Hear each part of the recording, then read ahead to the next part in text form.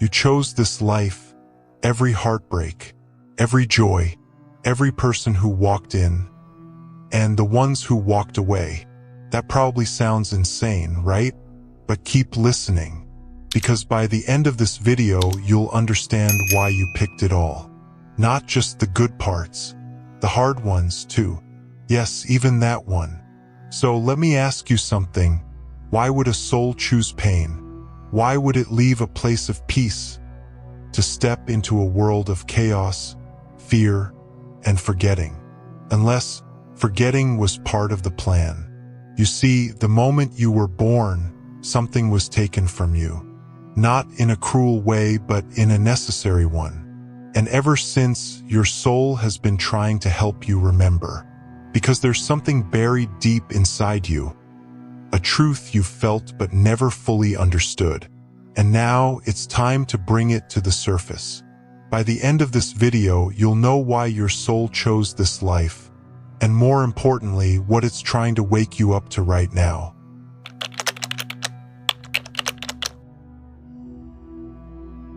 You forgot everything the moment you were born. And that wasn't an accident. It was part of the design. From the very beginning, the world began shaping you, gave you a name, a gender, a nationality, taught you what to believe, what to fear, what to chase. You were handed a script. Do well in school, get a job, fit in, don't ask too many questions. And if you did all that, maybe then you'd be happy, right? But somewhere deep inside, something didn't sit right. You've always felt it, haven't you? That strange sense you were meant for something more. That tug in your chest when you hear certain words, or meet someone and feel like you've known them forever. You've walked into places that felt familiar, even though you'd never been there. That's not imagination. That's memory bleeding through the veil. Because your soul didn't just begin here. It's lived 1,000 stories before this one. And every so often, you remember just enough to wonder. So pause. Who were you before all this began? Before the world told you who to be? Before the forgetting, you knew exactly why you came. And now we're going to remember. Let's go back to the moment before this life began, before the body, before the noise, to the reason your soul chose to come here in the first place.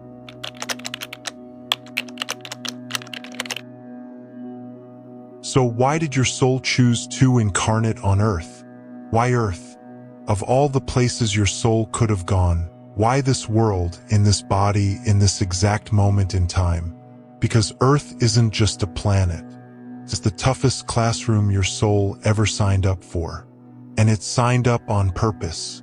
See, in higher realms, things are easier. There's peace, unity, clarity. But that also means less contrast, less tension, less growth. Earth is raw. It's joy and heartbreak. It's connection and isolation. It's birth, death, and everything in between. Here, you don't just know love. You get to feel it and risk losing it. You don't just understand courage.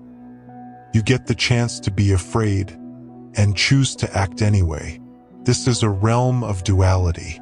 Light and dark, hope and despair, expansion and collapse. And your soul came here to experience all of it, because here, growth happens fast. Dolores Cannon, who spent decades interviewing souls under hypnosis, said it best. Earth is one of the toughest schools in the universe. But the challenge? That's the gift. Because you didn't come here to coast. You didn't come here to suffer. You came to wake up. And sometimes pain is the alarm clock. So if you've been wondering why your path hasn't been easy, maybe that's not a mistake. Maybe it's a sign you're right on track. But before your soul stepped into this life, it had a plan. Let's go there next. Let's return to the space before birth, where your soul made the choices that shaped everything you're living now. Before you ever opened your eyes in this world, you were somewhere else. a space beyond time. No body, no name, no fear, just awareness, pure, expansive, eternal. This is the soul realm, and it's where you met with your guides. Not in robes or halos, but in energy, in knowing, in love that goes beyond language. Together, you looked back, past lives, at the lessons you'd learned, and the ones you hadn't yet mastered. You didn't just see who you had been, you felt it, the regret you left behind, the courage you never claimed, the love you withheld, the wounds you carried forward. And then came the choice. Not a punishment, not a random lottery, a choice. You chose your family, not because they'd be perfect, but because they'd be crucial. You chose your body with its strengths, its flaws, its limits. You chose your challenges, the ones that would stretch you, break you open, and remake you. And you chose certain souls to walk this life with you. Some you'd love deeply, some would make you laugh, inspire you, hold your hand through the dark, and some would hurt you, not out of cruelty, but out of contract. Yes, even the person who broke your heart may have once held you in another lifetime and agreed to break you now so you could finally rebuild yourself. Because the people who hurt you the most might be the souls who love you the deepest. They didn't come to ruin your story. They came to awaken it. And every choice, every connection was part of a larger blueprint. A life designed not to be easy, but to be transformative. And now you're living it. But what's the point of choosing pain unless it means something? Let's talk about that next. Let's talk about what your soul is actually trying to learn through the very challenges you've been trying to avoid.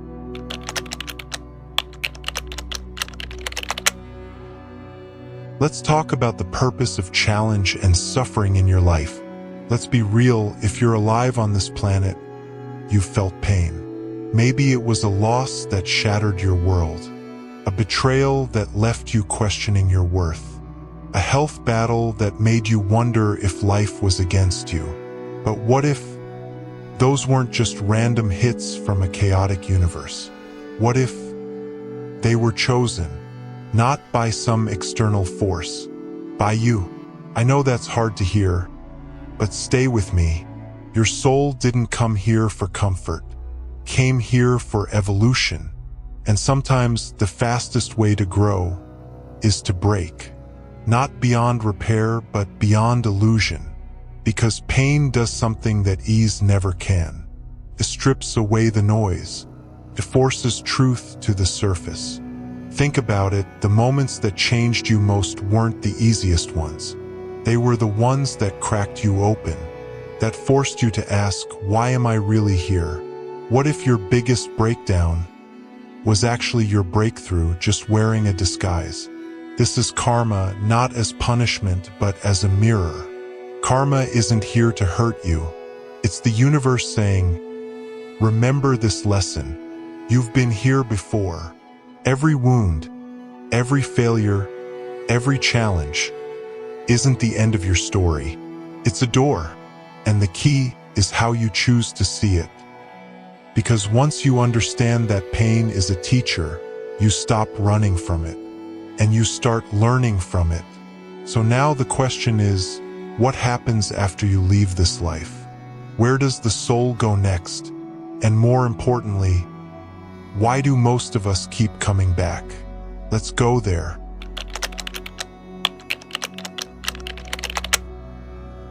So what happens after death?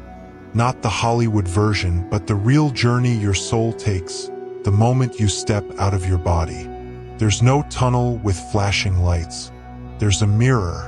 You don't just see your life, you feel it.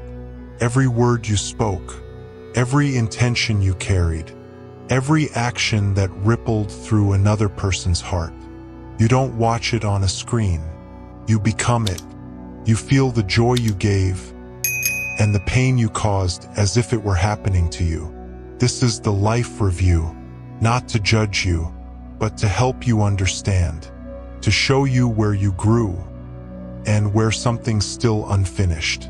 Because unfinished energy, regret, resentment, karmic imbalance, pulls you right back into the cycle.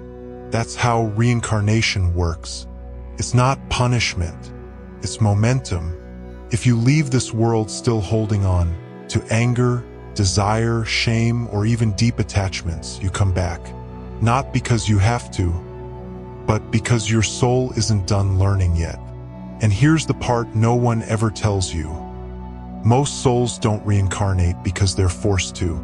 They reincarnate because they don't realize they have a choice. It's like waking up in a dream, but forgetting you're the one who wrote the script. So ask yourself something and be honest. Pause. Think of a challenge you've faced over and over in this life.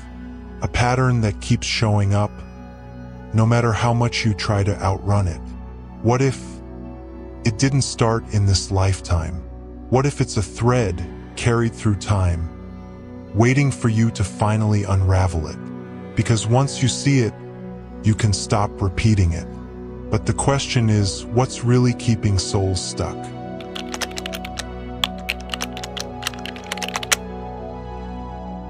Let's shake the energy up for a second.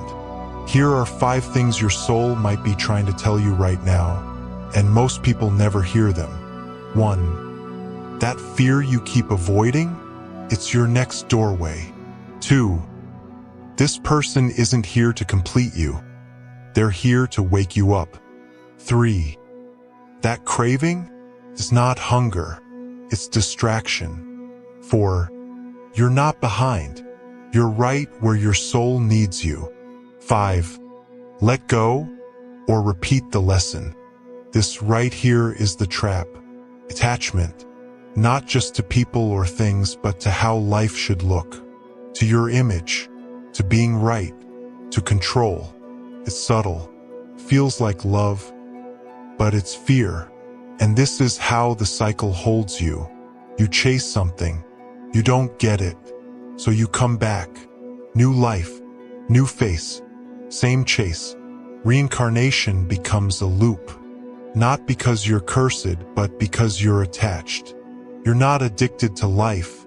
You're addicted to the illusion that something in this world will finally make you feel whole. But here's the twist. The illusion isn't just out there. It's in your mind. Your thoughts, your definitions, your stories. And the only way out is in. You don't have to escape the world.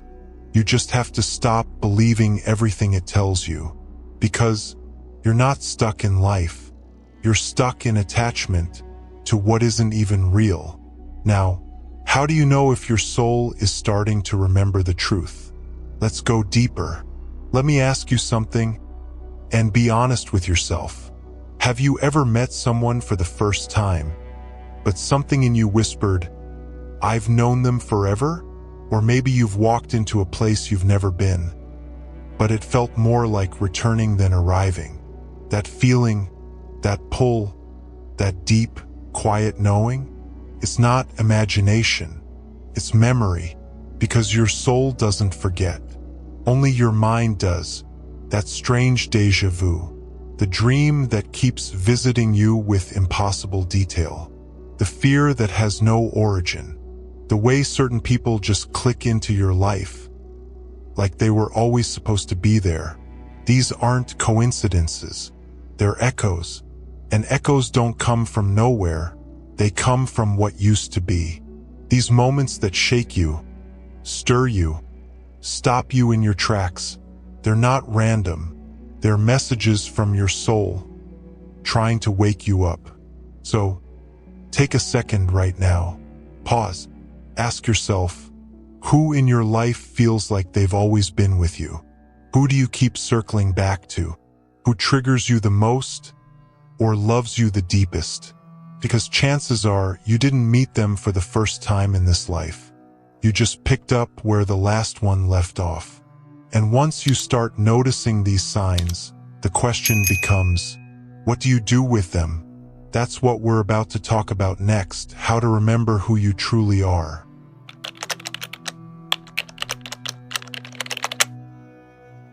Alright, now that you're starting to see the signs, the next step is remembering. Not just remembering facts, not even memories, but remembering yourself, who you were, before the world told you who to be. There are 4 pillars that help you wake up, and if you're here listening, your soul is already reaching for them. Pillar 1, awareness. See the illusion. See how much of your life was inherited, not chosen. Beliefs passed down, expectations absorbed. Ask, what do I truly know? And what was I just told? Pillar 2, mindfulness. This isn't about breathing exercises. It's about catching yourself mid-thought and going, wait, is this me? Or is this fear wearing my face? Observe. Don't react. That's where your power lives. Pillar 3, meditation. Not for escape, not to silence your mind, but to remember what came before your name. Sit in the stillness long enough, and something ancient will whisper back. Pillar 4, detachment. Let go not of life, but of the need to hold it so tightly. Love fully, laugh loudly, show up completely, but don't try to possess, because anything you cling to is something you fear losing. And here's the paradox: the less you cling, the more free you become. Let me leave you with something that might shake you a little. What if the you seeking freedom was never really you? What if even your spiritual search was just another version of the illusion? And what if who you truly are has been waiting behind all that effort the entire time? Take that thought with you, because where we're going next, it's no longer about remembering this life. It's about what happens when this one ends.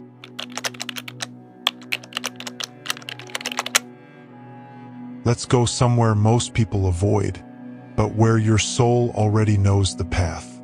Death, not the end, not a void, but a transition, like taking off a costume after the play is done. And when that final breath leaves your body, everything suddenly makes sense.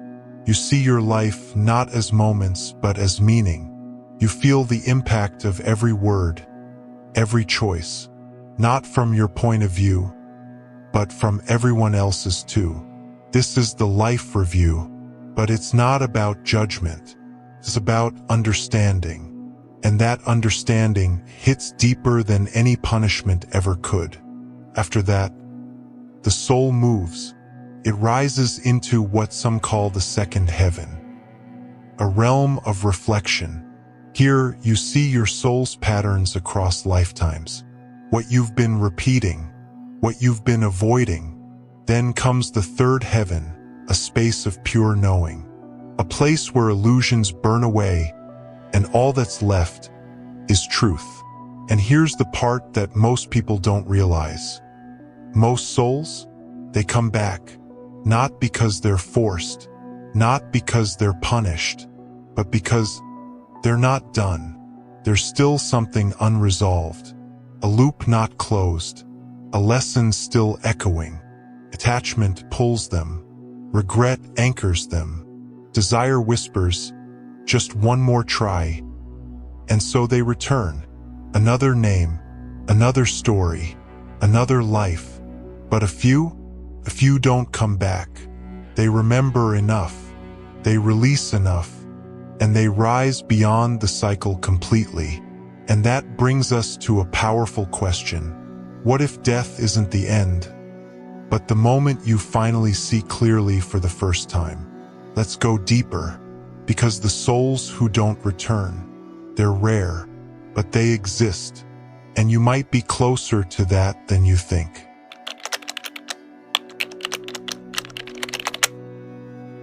Now listen closely, because this is where the story shifts.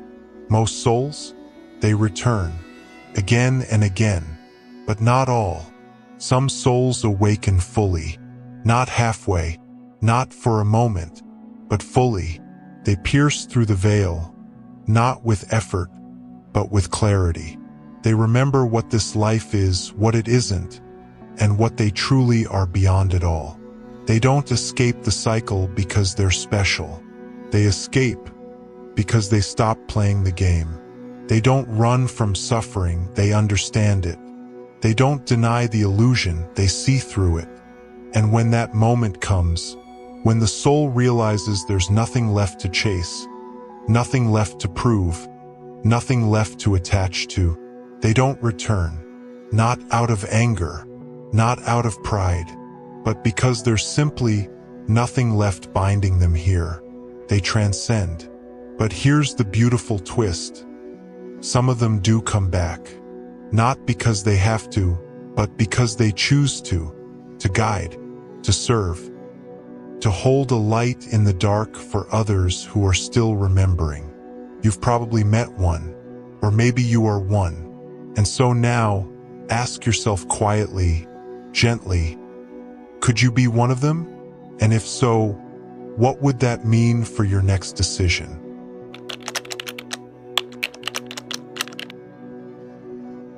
Let me ask you something. Do you really think you're here by accident? Watching this? Listening to this? Right now? You're not just watching a video. You're remembering. Something ancient inside you is stirring. Something older than your name, your story, your identity. And it's no coincidence. This moment, it found you. Not randomly, but precisely when you were ready. Because somewhere along the way, your soul whispered, it's time. Time to see through the illusion. Time to stop the cycle. Time to remember who you were before you forgot. But here's the truth most never realize. Most souls don't stay trapped because they can't escape. They stay trapped because they never stop long enough to notice they're even in a game. They keep running the same loops. Seeking love, chasing success, fearing failure, lifetime after lifetime, all because they forget they have a choice. So now I ask you, will you keep playing the game? Or will this, right here, right now, be the moment you finally remember? Keep this in mind. You chose this life. Every joy, every heartbreak, every moment that led you to this one. And now, you get to choose again. Not in the next life. Not tomorrow. Now, because this moment right here, this isn't just the end of a video. It's a doorway. And the choice you make as you step through it could change everything.